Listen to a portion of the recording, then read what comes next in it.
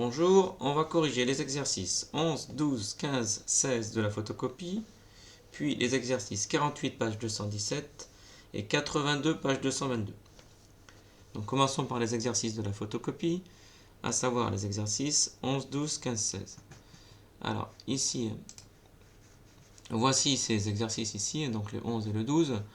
Alors on vous donne des croquis, les dimensions sont en centimètres et on vous demande de construire les figures en vraies dimensions. Donc commençons par le 11. On voit ici qu'il s'agit de construire un rectangle. C'est un quadrilatère avec 4 angles droits. Donc ça c'est un rectangle dont on donne la longueur qui est 5,2 et la largeur, alors c'est pas la largeur plutôt, et la diagonale. Donc on verra qu'en fait les deux diagonales sont égales. Donc ici une diagonale, et donc c'est pareil que l'autre. On le verra dans la suite du cours. Donc on cherche à construire un rectangle dont on donne la longueur et la diagonale. Donc 5,2 et 6,5. Donc on y va. On va lancer écart métal ici. Alors on ne va pas nommer les points ici, donc par défaut, les points ont une forme de croix et ne seront pas nommés. Donc je remonte ici. 5,2, 6,5. Alors on reprend. Donc on prend le segment de longueur donné et on fait 5,2. On entre 5,2. Donc voici pour le côté. Ensuite on sait qu'il y a un angle droit, donc je peux faire une perpendiculaire ici. Enfin, il faut que j'aille chercher la longueur de la diagonale. Donc, je vous rappelle que c'est 6,5. Donc, pour la longueur de la diagonale, on prend l'outil cercle de rayon donné. Et on fait donc 6,5. Le point d'intersection donné ici donne le point correspondant qui permet de compléter le rectangle. On n'a plus qu'à terminer. Donc, on peut masquer maintenant le cercle et la perpendiculaire. Tracer la largeur ici. Et terminer par exemple en faisant des perpendiculaires. Donc perpendiculaire à cette droite ici. Et voilà le dernier point. On peut donc masquer la construction et terminer le rectangle. Donc voici pour le rectangle. Alors si on veut faire afficher ses longueurs, sa longueur et sa diagonale, on peut le faire. Donc on va faire la diagonale en pointillé ici. Et on peut faire malgré tout afficher sa longueur. Donc c'est bien 6,5 et ici on peut faire afficher donc la longueur de la longueur, si je peux dire quoi. Donc voici la longueur et la longueur de la diagonale 6,5. Alors on pourrait se poser la question, quelle est la largeur et est-ce que cette largeur elle est facile ou bien pas. Alors en fait on va le faire ici, je sais pas. Alors attention, c'est 3,9. Alors on regarde ici si alors on est voilà, si ça tombe pile ou si on augmente la précision. Donc on va augmenter la précision sur les longueurs. Et non, alors ici vous voyez que ça tombe pile en fait. Alors vous pourriez alors c'est assez exceptionnel hein, parce que là moi vous voyez, on pouvait s'attendre à ce que ici ça tombe pas pile. Mais en fait si, ça tombe pile en fait. On voit que quand j'augmente ici la précision sur les longueurs, vous voyez, ça bouge plus. Donc en fait donc là on va prendre 4 chiffres après la virgule. Donc c'est que ça tombe pile ici. Alors c'est un cas très particulier. Bon, vous comprendrez plus tard en quatrième pourquoi effectivement ici dans ce cas très particulier on a obtenu une valeur qui tombe pile, alors que de façon générale si on fait comme ça, la valeur qui est ici, vous voyez, il suffit par exemple si je changeais un peu ça et que je mettais une longueur un peu différente, par exemple si je mettais 5,1, et bien cette fois-ci la longueur, alors même 5, vous voyez, ici si je mets 5, la longueur elle n'est pas du tout, je vais mettre 5 là, cette longueur elle n'est pas du tout, elle tombe pas du tout pile, hein. C'est voilà. Alors que, alors c'est un cas particulier, si je passe ici, si je mets 5,2, et bien, voilà, ça tombe pile. Bon. Et vous pourrez comprendre ça plus tard. Alors passons maintenant au 12. Donc dans le 12, on a ici un quadrilatère à construire. On sait que ce quadrilatère a 4 côtés de même longueur, ici. Donc ce côté commun, c'est 4,2. On donne également une diagonale, cette fois-ci, les deux diagonales ne sont plus égales dans le 12. Donc comme on l'a vu dans le cours, un quadrilatère qui a 4 côtés de même longueur, c'est un losange. Donc il s'agit ici de construire un losange dont la longueur des côtés est 4,2. et dont une diagonale est 3,7. Donc on peut se dire, eh bien je vais d'abord tracer ici, construire la moitié de mon losange là ici, parce que j'ai 3, 7, 4, 2, 4, 2. Et après je n'aurai plus qu'à compléter le losange. En fait on va faire deux triangles isocèles, un à droite et un à gauche, pour faire le losange. Donc on y va, on peut ici repasser dans Carmetal. Donc on va faire une nouvelle figure. Alors on commence par faire, on a dit que la diagonale faisait 3,7. Donc on fait 3, alors je vais rester en pointillé ici, ça ne me dérange pas. Et je mets 3,7 pour la diagonale. Je remonte la figure. 3,7 pour la diagonale. Ensuite il y a 4,2 de côté, donc on va faire directement, alors on va même utiliser un seul cercle ici. 4,2, donc 4,2 de chaque côté, donc ici et ici. 4,2 et on obtient les deux points correspondants. Donc c'est les deux autres sommets du losange. On n'a plus qu'à masquer ces traits de construction et cette fois-ci on va faire le losange en traits normaux. Donc voici ce losange, on peut faire afficher la longueur du côté ici qui vaut 4,2 et la diagonale qui fait 3,7. Donc voilà pour l'exercice 12. On va passer au suivant, à savoir à l'exercice 15. Donc on regarde, ici on a encore un quadrilatère UBTR qui a 4 angles droits comme dans l'exercice 11. Donc ça c'est forcément un rectangle. On connaît UT qui fait 6. Alors on connaît UT qui fait 6.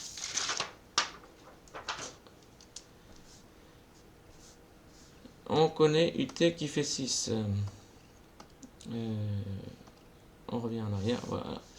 Ici, on connaît UB qui fait 6, donc c'est un côté.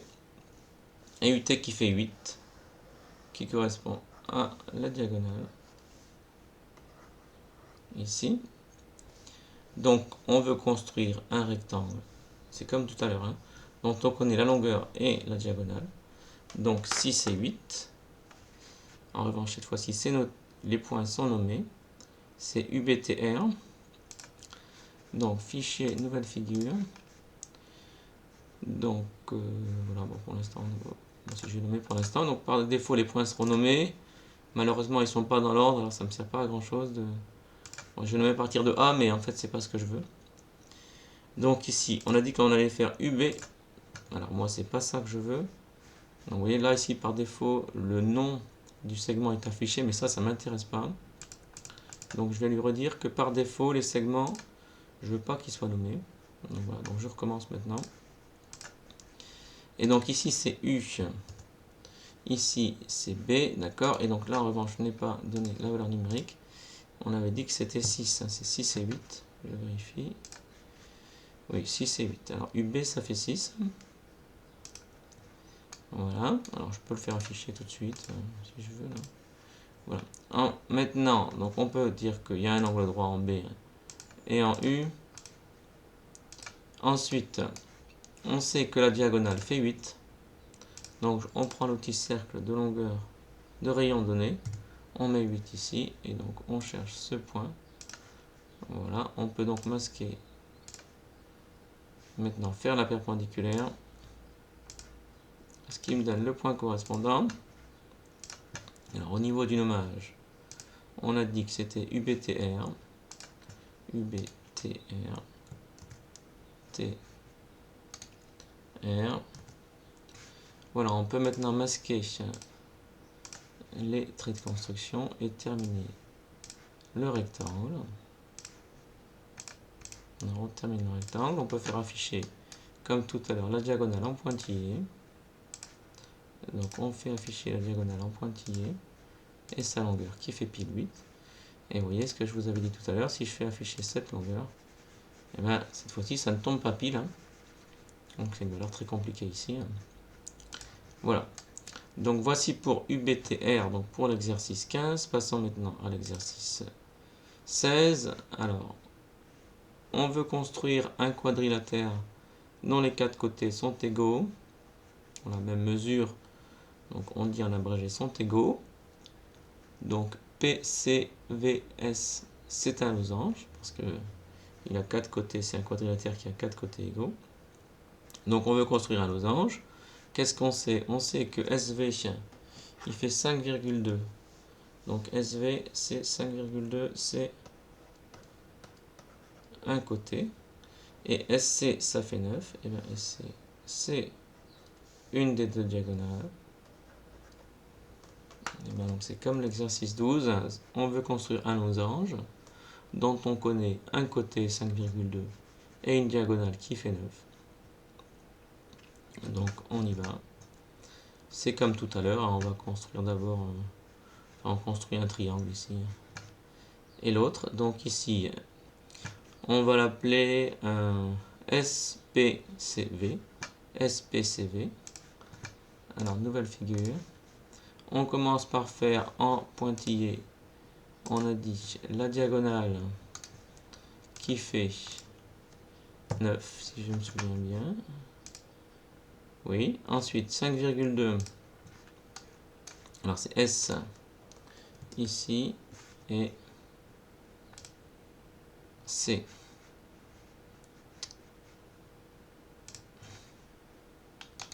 C ici. Voilà, alors ensuite on sait que c'est 5,2. Donc on compare, on va chercher 5,2, 5,2 des deux côtés. 5,2. Ça se coupe, donc tout va bien. On peut placer ces points ici. Alors ici c'est P si je me souviens bien. Et ici c'est V. Vérifiant. SPCV, c'est bon. SPCV, c'est bon. On peut donc masquer les cercles de la construction. Alors je passe un mode caché ici. C'est pas ce que je voulais. Donc voilà, j'ai enlevé. Donc on repasse maintenant en mode normal. On termine le losange. Sauf que moi je veux pas.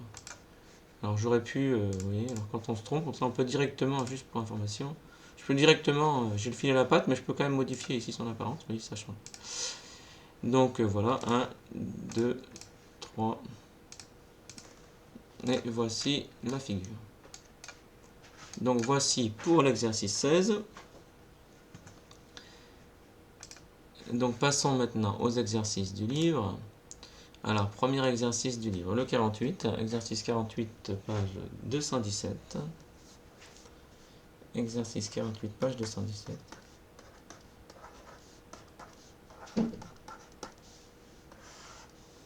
Alors, on me demande, y a-t-il plus de carrés que de rectangles non carrés dans cette figure? Alors, combien y a-t-il de carrés? Alors, on va compter les carrés. Et on va compter les rectangles.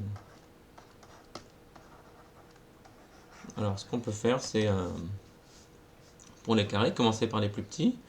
Donc, des tout petits, il y en a 1, 2, 3, 4.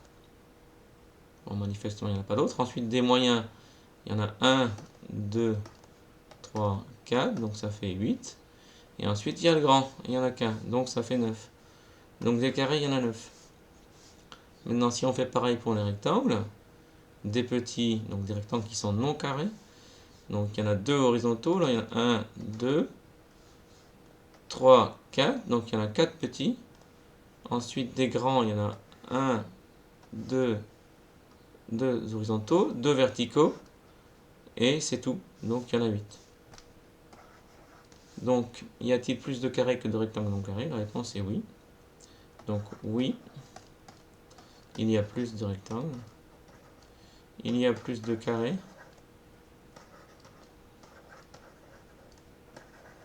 Voilà, que de rectangles non carrés. Hein, car évidemment, 9 est plus grand que 8. Hein, voilà. Donc on pourrait mettre 9 est plus grand que 8. Et donc la réponse, oui, il y a plus de carrés. Donc terminons maintenant par l'exercice 82, alors, qui est un défi, qui est une énigme ici. Donc au centre d'un bassin carré de 12 mètres de côté se trouve une île carrée de 4 mètres de côté. Vous avez le dessin correspondant. Donc ici vous avez une île, vous avez un bassin et une île. Et comment fabriquer un pont assez stable pour se rendre sur l'île avec seulement 2 planches de 3,90 m de longueur et de 10 cm de largeur. Alors, on va modéliser ça avec Carmetal pour montrer comment on va faire. Donc, on va dessiner l'île, etc. Donc, on y va. Donc, c'est fichier, nouvelle figure. On va faire un carré d'abord de 12 mètres. Alors, je vais faire un carré de 12 mètres. Alors, on dézoome ici. Voilà. Et on va pas nommer les points. Alors, ici, je vais pas nommer. Alors, voici mon carré de départ ici. Donc, mon bassin. Ensuite, on fait les perpendiculaires. Donc, ça, c'est le bassin de départ. Voilà. Et on va rechercher 12 ici. 12 et 12. Donc, on dézoome un peu. Et on fait ce segment. Je peux maintenant tout masquer ici. Et terminer mon bassin. Qui est donc comme ça. Alors, je sais pas pourquoi il a fait maintenant des... Ok, si je sais pourquoi. L'intersection, il crée des points. Moi, je ne vais pas les nommer. Donc, je veux pas que leur nom soit affiché. Donc, j'enlève leur nom. Donc, voilà. Alors, maintenant, je voudrais afficher donc l'île. Et donc, pour ça, je vais faire un peu d'espèces d'oreilles aux 4 points. Là, donc, en fait, on va faire des oreilles de 4 ici. Pour pouvoir obtenir l'île. Donc, les points qui m'intéressent. Donc, on va directement faire les segments. Vous voyez, à la volée, on crée les intersections à la volée. Voilà. Hop. Hop. Hop. Et voilà mon île qui est ici, là. Voilà. Et donc maintenant, je peux créer l'île. Donc on crée l'île. 1, 2, 2, 3, 3, 4. Voilà. Donc maintenant, je peux tout masquer. Enfin, tout masquer. Masquer les cercles, masquer les droites et garder que l'île. Donc c'est les derniers segments que j'ai fait. On va même masquer les points ici. Paf, ça on enlève, ça on enlève, ça on enlève. Ça on enlève, ça... Voilà. Et voilà la situation. Donc là ici j'ai mon bassin là, avec l'île au milieu. Et ensuite on me dit que moi j'ai des planches de 3,90 m. Je vous remontre ici un peu l'énoncé. J'ai des planches de 3,90 m sur 10 cm. Alors, bon, je pourrais les modéliser, mais 10 cm c'est très petit là. Donc en fait j'ai modélisé juste par un segment de 3,90 m. Et on verra, on pourra imaginer qu'il a une petite épaisseur qui correspond à la largeur de la planche. Donc ici, je vais juste faire un segment qui correspond aux 2 planches que j'ai. Et alors, je vais arrêter de nommer les points là. Voilà, donc je fais un segment de 3,90 m, donc ma première planche, 3,9. Et ensuite, ma deuxième planche, pareil, 3,9. Donc voilà ce dont je dispose. J'ai ces 2 planches là. Et il faut que j'atteigne l'île à partir ici. Donc de la rive ici, il faut que j'arrive sur l'île. Alors vous voyez que là je peux déplacer le segment comme ça, et en revanche là ici ça se déplace comme ça. C'est un peu spécial dans Carmetal ça ici. Donc voilà. Donc les 2 points n'ont pas vraiment le même statut là. On voit qu'il y en a un qui permet de traîner comme si c'était un peu une caravane que je... une attache de caravane. Et en revanche là, celui-là, ben, il fait juste des cercles. Voilà. Alors l'idée c'est de se dire, ben, si je me mets là, alors si on se met quasiment à 45 degrés là, donc je place ma planche ici, ma première planche ici. Et la deuxième, je vais la placer ici. Et alors, vous voyez que si on s'y prend bien,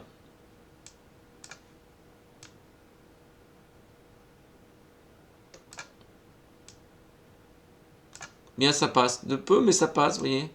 Si on fait ça, eh bien vous allez réussir à positionner vos 2 planches ici, de telle sorte que vous puissiez passer effectivement par ce biais. Toc, toc. Donc voilà, la planche est bien stable ici. Vous arrivez à passer sur l'île comme ça.